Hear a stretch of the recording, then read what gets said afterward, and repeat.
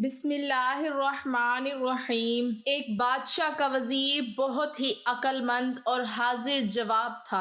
بادشاہ بھی اس کی ذہانت کی وجہ سے بہت قدر کرتا تھا۔ ایک دفعہ بادشاہ نے وزیر سے قومی خزانے کا حساب مانگا تو اس میں پورے 5,000 دینار کا فرق آ رہا تھا۔ بادشاہ نے وزیر سے کہا کہ اتنی ساری رقم کہاں خرچ کی؟ وزیر نے بادشاہ سے کہا کہ آپ کے جلال کی قسم، میں نے اپنی ذات پر 1 دینار بھی خرچ نہیں کیا۔ اس دربار میں جو بھی مفلس خالی ہاتھ واپس جاتا تھا تو میں ان کے چپکے سے مدد کر دیتا تھا۔ بادشاہ نے جب یہ سنا تو غصے سے پاگل ہو گیا اور وزیر سے کہا کہ تمہاری جرت کیسے ہوئی کہ میری اجازت کے بغیر میری رعایا میں خزانہ بانٹ دیا؟ میں تجھے سولی پر لٹکا دوں گا۔ بادشاہ نے اسے قید کر دیا، مگر رات کو سونے سے پہلے بادشاہ نے سوچا کہ وزیر کو قتل کر دینا غلط ہے، زیادہ سے زیادہ اسے وزارت سے خارج ہی کیا جا سکتا ہے۔ دوسرے دن بادشاہ نے وزیر سے کہا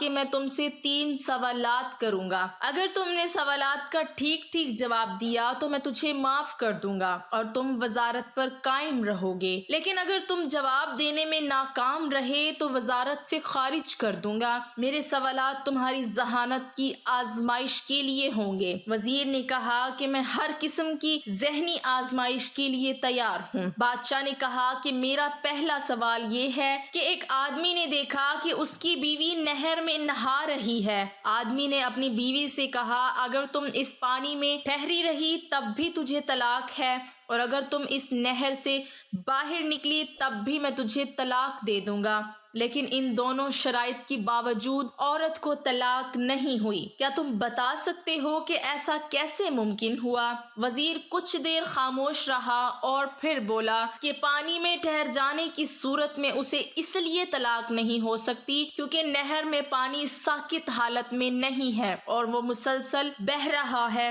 اور وہ پانی جو طلاق دینے کے وقت موجود تھا وہ آگے بہہ چکا تھا، اس لیے پانی میں رہنے کے باوجود اسے طلاق نہیں ہوئی۔ اب عورت ساری زندگی تو پانی میں کھڑی نہیں رہ سکتی تھی، اسے باہر آنا ہی تھا، مگر اسے خدشہ تھا کہ باہر آنے پر اسے طلاق ہو جائے گی۔ نہر کے کنارے پر کھڑے عورت کے بھائی نے جب یہ دیکھا تو نہر میں چھلانگ لگا دی اور زبردستی اپنی بہن کو اٹھا کر نہر سے باہر لے آیا۔ اب اس صورت میں بھی اسے طلاق نہیں ہوئی کیونکہ عورت اپنی مرضی سے نہر سے باہر نہیں آئی تھی۔ اس طرح نہر کے اندر یا باہر دونوں صورتوں میں اسے طلاق نہیں ہوگی۔ بادشاہ وزیر کے اس جواب سے کافی متاثر ہوا اور کہا کہ تم پہلے سوال کا جواب دینے میں کامیاب ہو گئے ہو۔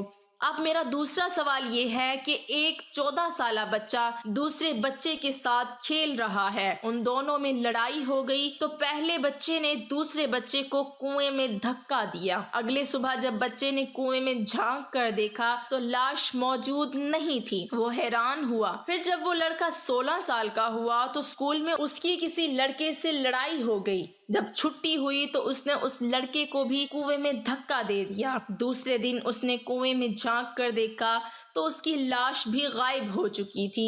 20 سال کی عمر میں اسے ایک لڑکی سے پیار ہو گیا۔ شادی کے بعد لڑکی کسی دوسرے آدمی سے ملنے لگی۔ لڑکے کو اپنی بیوی پر غصہ آیا اور اس آدمی نے اس کو بھی کنویں میں پھینک دیا۔ دوسرے دن اس نے کنویں میں جا کر دیکھا تو اس کی بیوی کی لاش غائب ہو چکی تھی۔ 30 سال کی عمر میں اس آدمی کا اپنے بڑے بھائی سے جھگڑا ہو گیا۔ اس نے اپنے بھائی کو دھکا دیا تو دیوار پر لگنے سے اس کا سر پھٹ گیا اور وہ مر گیا۔ اس نے اپنے بھائی کو بھی اسی کنویں میں پھینک دیا۔ اگلے دن کنویں سے اس کی لاش غائب نہیں ہوئی۔ کیا تم بتا سکتے ہو کہ لاش غائب کیوں نہیں ہوئی؟ وزیر کچھ دیر خاموش رہا، پھر اچانک بولا کہ اس کا بڑا بھائی اپنے چھوٹے بھائی کا ہمدرد تھا، وہ جس کو بھی اپنی نادانی سے کنویں میں دھکا دے دیتا تو وہ ثبوت مٹانے کے لیے لاش کو کنویں سے نکال کر زمین میں دفن کر دیتا، مگر اس دفعہ اسے کوئی بھی نکالنے والا نہیں تھا، اسی لیے کہ اس کی لاش کنویں میں تیر رہی تھی۔ بادشاہ نے کہا کہ تم نے